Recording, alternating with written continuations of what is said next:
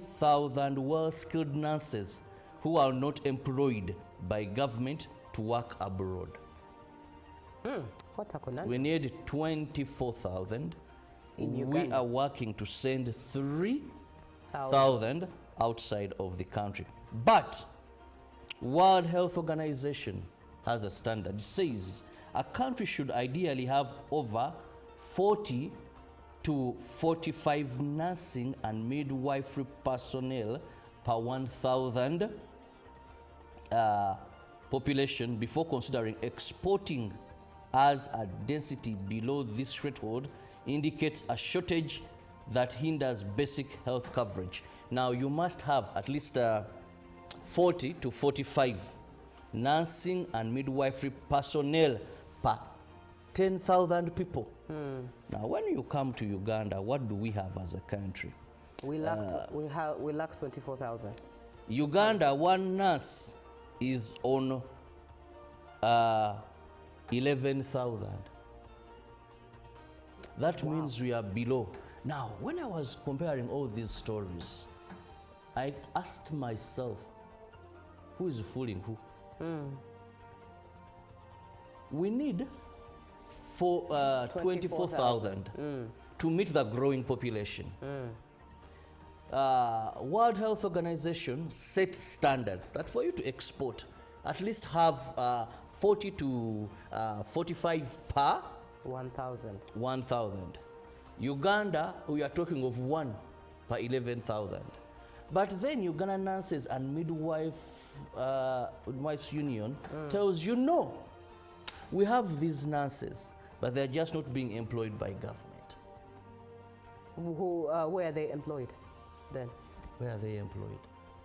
So it means we have enough nurses to fill the gap, according to them. And therefore, we have even in abundance that we can export. So that is the drama surrounding this story. And I think we need to get both sides. Yes. Ministry of Health, clarify. You train, these nurses are trained in Uganda. Do we have sufficient nurses and they are just not employed? Can we export? Because it will be a danger for us to export. Yet even what we have home is not sufficient. And that will be putting the health system of Uganda in a very bad situation. In fact, not just bad, but ugly situation. Anyways, Robert, on that note, take us through a trip on what we have on the local scene. Well, yesterday, President Museveni hosted Gabon's president, His Excellency Brice Clotaire Nguema, at State House in Entebbe, where the two leaders discussed industrialization, agriculture, oil refinery, development and regional cooperation. His guest congratulated President Museveni upon his inauguration, describing the swearing-in ceremony as a historic and one-in-a-lifetime experience. Gabon's leader also commended Uganda for supporting the training of Gabon's officers, supporting agricultural development and value addition initiatives. The Secretary General of the National Resistance Movement, Richard Todong, has tasked the revolutionary political parties in Africa to guard against externalized relations. The parties included Zimbabwe Africa National Patriotic Front, United Socialist Party of Venezuela, United Democratic of Malawi, CNDD-FDD of Burundi, Rwanda Patriotic Front, and party leaders from other countries. During the separate meetings, NRM Secretary General Richard Todong advised the revolutionary political parties in Africa to safeguard against external threats that are constantly trying to weaken their progress. Todong said, apart from strengthening working relationships among the political parties, they should also take a keen interest in investment opportunities. Meanwhile, leaders of the visiting parties were grateful for the invitation to attend Museveni's inauguration and were impressed about the visionary leadership of President Museveni. They pledged continued good work relations between their parties and the NRM.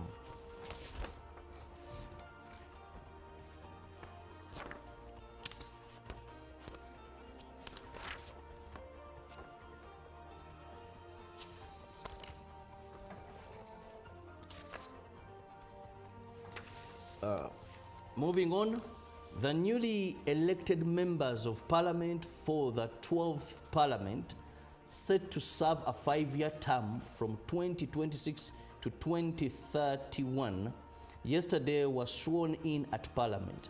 Headquarters in Kampala, the legislators vowed to promote service beyond self, pledging to address challenges affecting their constituencies, including health. Legislators are now duly mandated and ready to represent their constituents and country at large. However, they focus on serving in parliament for the very first time. Among them are Soroti City West MP David Calvin Echudu, Bunyangabu's Dr. Peter Kalanzi, and Haji Badiru Bisaso of Kasanda South. MPs, including Amanyo Sheila, woman MP for Mukono District, together with MP Sara Babidi Chitio of Bukoto East, pledged to champion improved service delivery aimed at benefiting ordinary Ugandans. Entebbe municipalities, Stevenson, as NRM political primaries for backing up a candidate